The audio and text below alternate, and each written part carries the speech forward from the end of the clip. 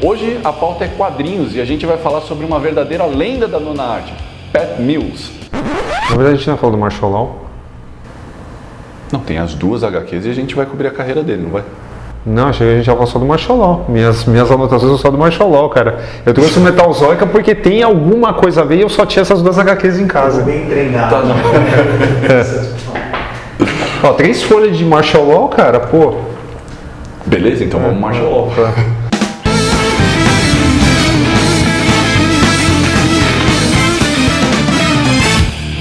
Pat Mills, ele é injustamente esquecido, né, no meio da invasão britânica, sabe, é um autor que ele tem um peso considerável aí para quem gosta mesmo. Peso enorme, né? Sim, exatamente, não só por conta da 2000 AD, mas pelos trampos que ele fez aí nos Estados Unidos, mas ele nunca chegou a emplacar de fato nos Estados Unidos, né?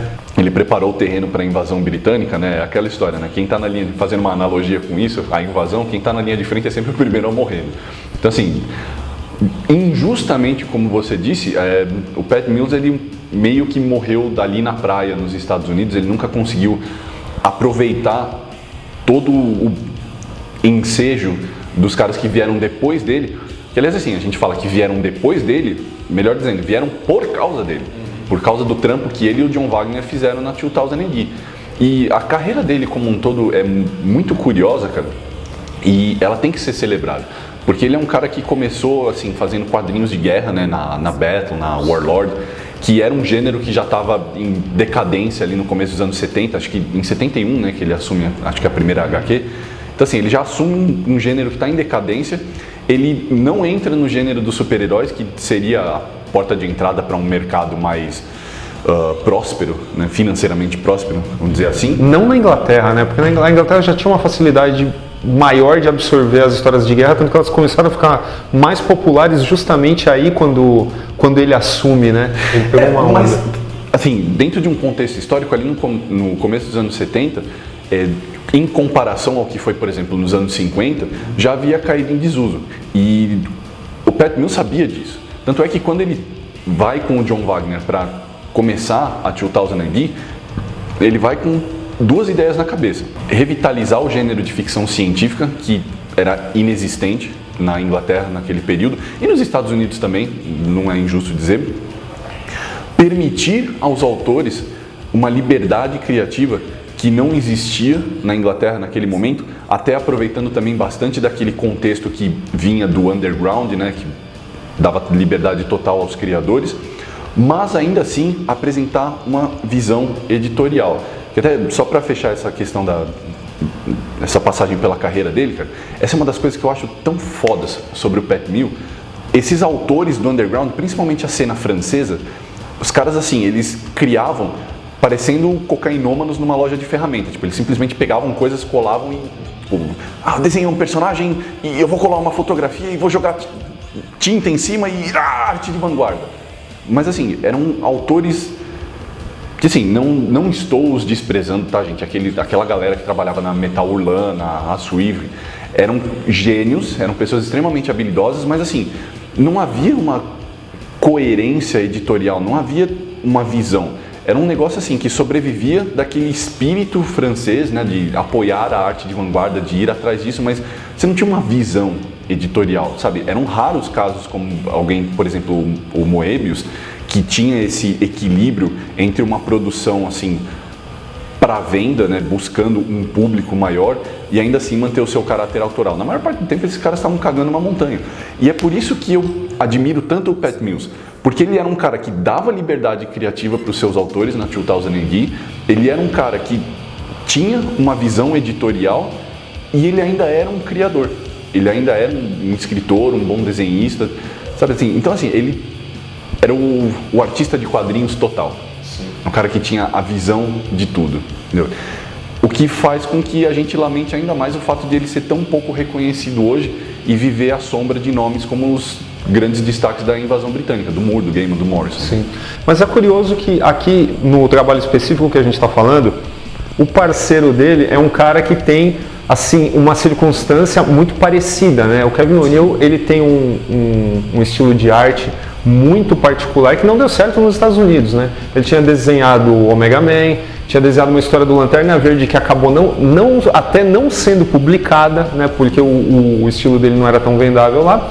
Ok, isso faz com que ele se junte com outro cara que é mais ou menos renegado, né, e aí eles vão fazer uma HQ que vai ser meio que o prenúncio, né, do nosso objeto de discussão aqui, que é a Era Metalzoica. Foi publicado pela editora Abril ainda na década de 80. Isso abre caminho para, em 87, ser criado Marshall Law, o caçador de super-heróis, que já se beneficiava daquele espírito transgressor, daquele espírito nihilista, daquele espírito desconstrutor do mito de super-heróis. Também um trabalho injustamente pouco comentado aqui, até porque não foi republicado, né? E assim, é uma questão de timing, né? A gente está falando do 87. Um ano antes, o que sai? A obra-prima do desconstrucionismo dos super-heróis, uma das, né? Então assim, é complicado, cara. Ele é um gênio, ele é um puta autor, mas que ficou pego ali naquele bojo de autores que, inacreditavelmente, a gente pode considerar que eram ainda melhores. Sim, mas vamos lembrar, cara, assim, para contextualizar quem nunca ouviu falar de Marshall Law, se em Watchmen e até em Cavaleiro das Trevas, Cavaleiro das Trevas é uma obra até um pouco mais anárquica, um pouco mais, entre aspas, suja do que o Watchmen, né? O Watchmen tem uma elegância narrativa e textual que Cavaleiro das Trevas não tem, né? Guardadas as devidas proporções. Mas Marshall Law, cara, é como se ele pegasse e mostrasse o Superman com gonorreia, ou fazendo um exame de toque retal, não sei. São coisas desse tipo, né? É uma coisa que, assim, existia um certo tipo de espírito crítico em relação ao mito do super-herói norte-americano, já estava sendo questionado pelos britânicos, mas chega o Pat Mills, ele meteu o pé na porta, né, do negócio. A impressão que eu sempre tive do Marshall Law é que, assim, é um bagulho que todo mundo na Image, assim que eles criaram a Image, queria fazer, mas eles não tinham talento para fazer. Que é um bagulho violento, sujo, de super-herói, mas com um escopo teórico, com um escopo conceitual que, como eu disse, esses caras nunca conseguiram atingir.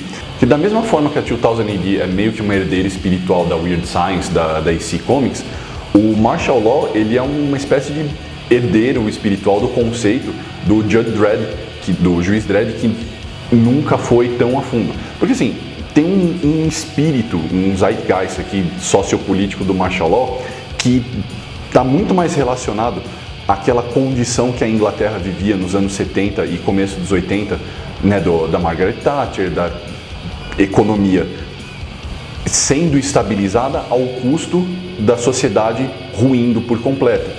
Então assim, quando a gente lê Marshall Law, por exemplo, como a gente lia o Judge Dredd, não é uma distopia aleatória criada, não, é uma distopia baseada nos piores aspectos sociais e políticos que a Inglaterra vivia naquele momento. Então quando você fala, por exemplo, você usou o exemplo lá do Superman com gonorreia, do Batman recebendo um exame de toque, é justamente porque os ingleses não só estavam desconstruindo os seus heróis, eles os estavam humilhando. Sim. Porque eles eram um símbolo de um governo autocrático que oprimia a sua população em detrimento daquela questão econômica que a gente sabe que só privilegiava aqueles que já eram privilegiados. Né? É uma circunstância especial também, porque diferente de Miracle Man, por exemplo, Marshall Law, ele foi produzido para os Estados Unidos, para a Epic da Marvel, né? O que, sabe, é completamente incompreensível você pensar hoje na Marvel, sob o guarda-chuva da Disney, fazendo uma história como essa, né? E assim, vamos contextualizar o que é o Marshall Law, né? Primeiro esse nome, né? Lei marcial, né? Já começa por aí. O Marshall Law, ele é o alter ego do Joe Gilmore, que também era um super-herói, que dentro da história do Marshall Law, os Estados Unidos eles criaram os seres superpoderosos, se passa num futuro distópico em que São Francisco não existe mais, agora é San Futuro, depois de um terremoto ferrado que destruiu tudo. E assim, os super-heróis eles foram criados para lutar na zona, que era uma zona de guerra na nossa Amazônia, na América do Sul. Por quê? Porque os Estados Unidos se preocupavam com a ascensão de governos marxistas na região. E assim, entre eles, citado nominalmente, a Venezuela, muito antes do Hugo Chávez, né, cara? Isso é... E assim, o que acontece? Quando todos esses combatentes uniformizados dos Estados Unidos voltam para sua terra natal, eles estão completamente desajustados. Eles estão, sei lá, morando na rua. Não, super-herói mendigo, cara. E assim, não, esqueça Hancock, tá? Eu falei super-herói mendigo, mas não estou falando disso. E aí, aonde começa a história? Na minissérie que a Abril publicou aqui em 91, ela mostrava uma série de crimes sexuais bárbaros que apontavam para o espírito público, que era o análogo ao Superman naquele universo, né? Então, a primeira minissérie que a Epic, o selo da Marvel, publicou, era uma tiração de sarro direta a DC.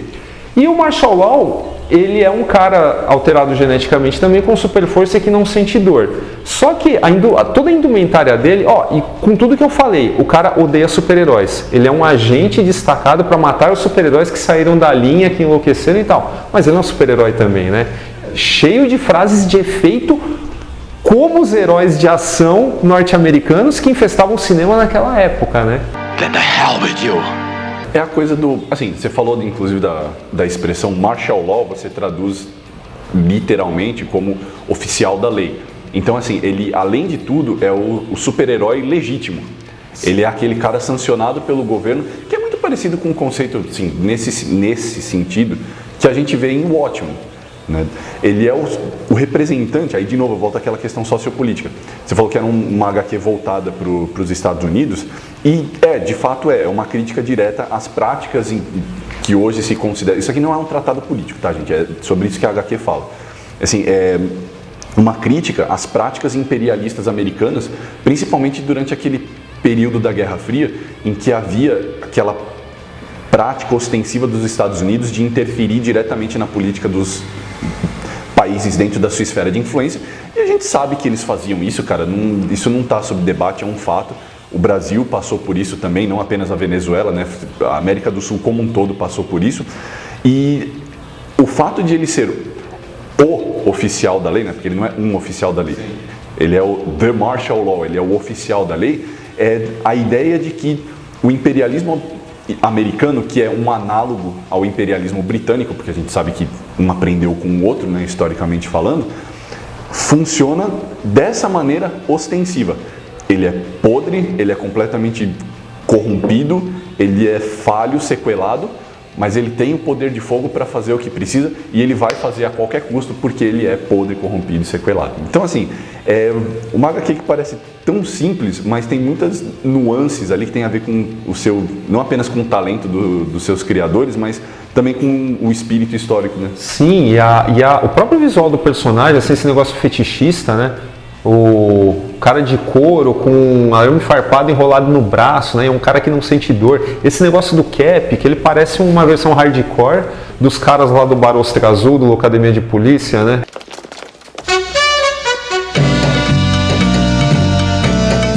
Tem essa subversão porque lembra muito... É claramente baseado no que o Pat Mills, assim como outras pessoas, tinham como o estereótipo do homossexual naquele período dos anos 80, né? Que também tem a ver com uma questão de liberalismo sexual, mas enfim, a HQ não entra nisso, né? Mas é uma tiração de sarro, é um outro elemento para humilhar, não apenas desconstruir, mas humilhar a figura do super-herói. E assim, eu sei que parece um pouco contundente o que eu vou dizer, mas é uma questão de contexto. Nesse aspecto, eu acho que o Martial Law ele vai até mais a fundo, por exemplo, do que o Moore fez em Watchmen. Que é o que você falou, o Moore ele tem toda uma elegância narrativa e o que o torna a lenda que ele é. Não, mas ele se permite certos limites para desenvolver a sua história. Para o Moore, a história é mais importante do que qualquer outra coisa. Para o Pat Mills, aqui a questão estilística é às vezes mais importante do que a questão narrativa. Então ele se permite ir além para humilhar a figura do super-herói, né? Ainda vou mais além. Os quadrinhos do Martial Law, cara, com a arte do Kevin O'Neill, eles lembram muito o que era feito no Mad. Que assim, todo cenário tem coisa para você ficar olhando, para você ficar procurando. Tem alguma coisinha escrita lá na parede.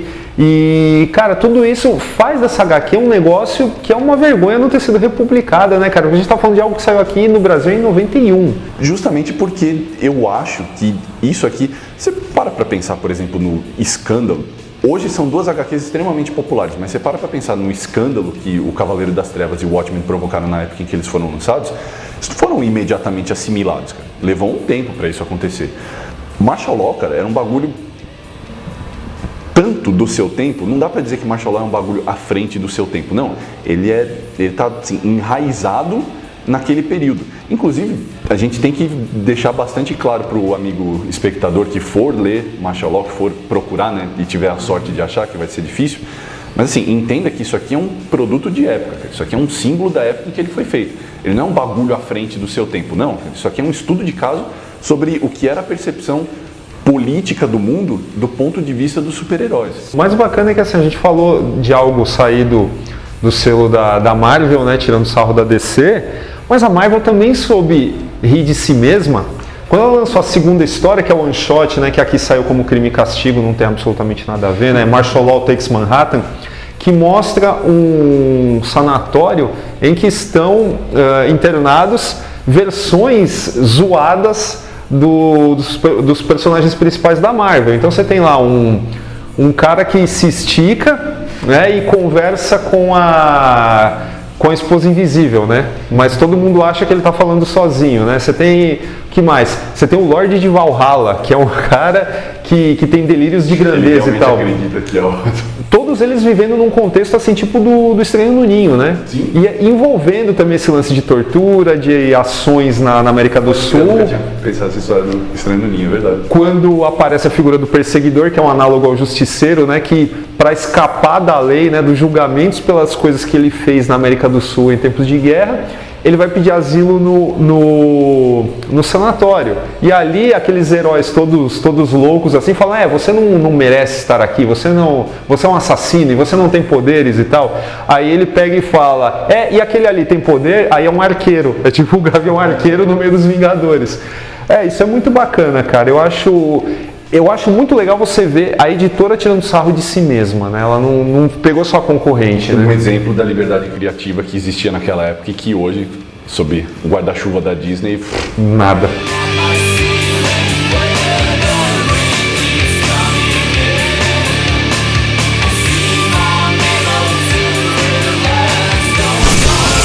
É isso aí, pessoal. Esse foi o nosso programa sobre Martial Law, do lendário Pat Mills. Curtiu o programa? Não deixe de dar um like, se inscrever no canal e comente aí embaixo o que você achou. Procure a gente no nosso site formigaelétrica.com.br.